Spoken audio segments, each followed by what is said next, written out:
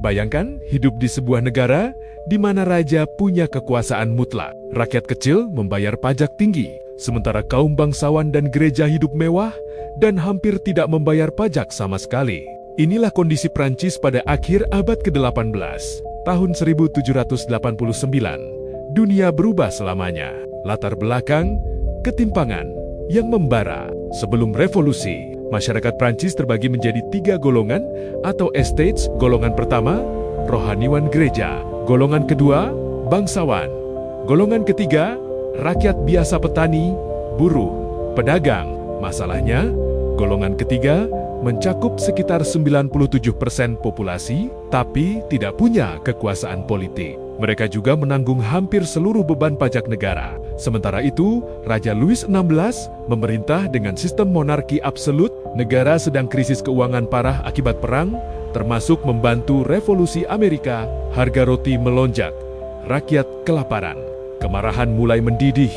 Ide pencerahan, benih demokrasi. Revolusi ini bukan hanya soal lapar dan pajak, ini juga soal ide. Pemikir seperti Jean-Jacques Rousseau dan Voltaire menyebarkan gagasan bahwa kekuasaan seharusnya berasal dari rakyat, bukan dari hak ilahi raja.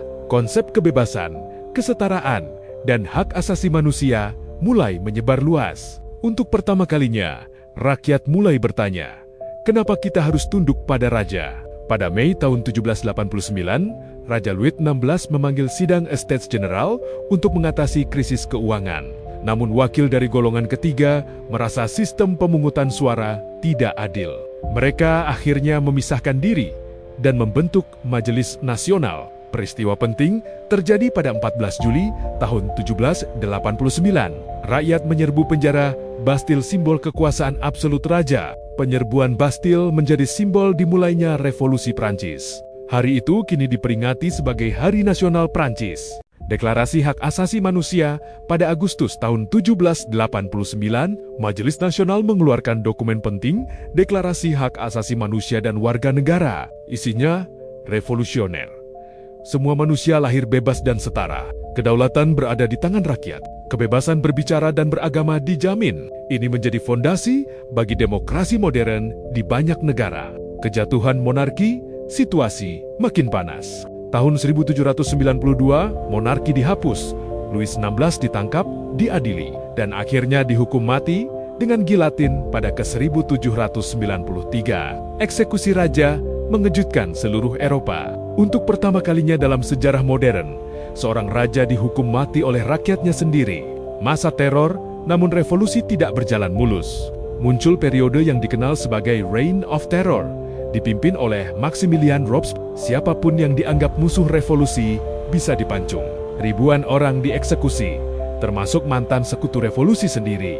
Ironisnya, Robespierre pun akhirnya mengalami nasib yang sama, dipancung pada ke-1794. Munculnya Napoleon.